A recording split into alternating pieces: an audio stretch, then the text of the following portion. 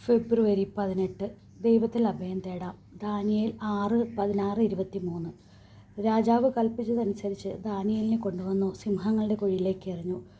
രാജാവ് ദാനിയേലിനോട് പറഞ്ഞു, നീ നിരന്തരം സേവിക്കുന്ന നിന്റെ ദൈവം നിന്നെ രക്ഷിക്കട്ടെ.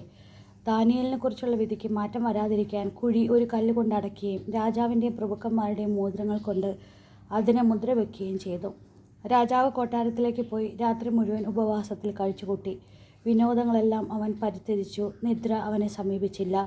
രാജാവ് അതിരാവിലെ എഴുന്നേറ്റ് സിംഹങ്ങളുടെ കുഴിയിലേക്ക് തിടുക്കത്തിൽ ചെന്നു. ദാനിയേലിനെ ഇട്ടിരുന്ന കുഴിക്കടുത്ത് ചെന്നപ്പോൾ ദുഃഖം നിറഞ്ഞ സ്വരത്തിൽ രാജാവ് വിളിച്ചു ചോദിച്ചു, ദാനിയേൽ, ജീവിക്കുന്ന ദൈവത്തിൻ്റെ ദാസ, നീ നിരന്തരം സേവിക്കുന്ന നിന്റെ ദൈവം നിന്നെ സിംഹങ്ങളിൽ നിന്ന് രക്ഷിക്കാൻ ശക്തനായിരുന്നു. ദാനിയേൽ രാജാവിനോട് പറഞ്ഞു, രാജാവ് നീണാൾ വാഴട്ടെ. തൻ്റെ മുമ്പിൽ ഞാൻ കുറ്റമറ്റവനാണെന്ന് കണ്ടതിനാൽ എൻ്റെ ദൈവം ദൂതനെ അയച്ച് സിംഹങ്ങളുടെ വായടച്ചു. അവ എന്നെ ഉപദ്രവിച്ചില്ല. രാജാവേ, നിൻ്റെ മുമ്പിൽ ഞാൻ നിരപരാധനാണല്ലോ. അപ്പോൾ രാജാവ് അത്യധികം സന്തോഷിച്ച് ദാനിയേലിനെ കുഴിയിൽ നിന്ന് പുറത്തു കൊണ്ടുവരാൻ കൽപ്പിച്ചു. ദാനിയേലിനെ കുഴിയിൽ നിന്ന് കയറ്റി തൻ്റെ ദൈവത്തിൽ ആശ്രയിച്ചിരുന്നതുകൊണ്ട് അവനൊരു പോറൽ പോലും ഏറ്റതായി കണ്ടില്ല.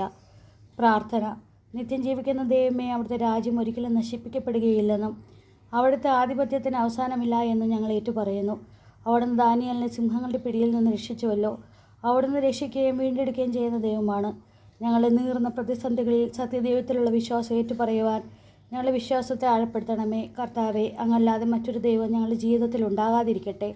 ഞങ്ങളുടെ കുടുംബത്തിന് ചുറ്റും ദൂതന്മാരെ കാവൽ നിർത്തണമേ. ഞങ്ങളെ വിഴുങ്ങുവാൻ പാഞ്ഞു വരുന്ന തിന്മകളാവുന്ന സിംഹങ്ങളുടെ വായ് അടച്ചുപൂട്ടണമേ. സുഹൃതജപം. കർത്താവെ, ഞങ്ങളെ രക്ഷിക്കണമേ. കർത്താവെ, ഞങ്ങളെ രക്ഷിക്കണമേ. കർത്താവെ, ഞങ്ങളെ രക്ഷിക്കണമേ. നമ്മുടെ കർത്താവായ മിശിഹായ്ക്ക് സ്തുതി.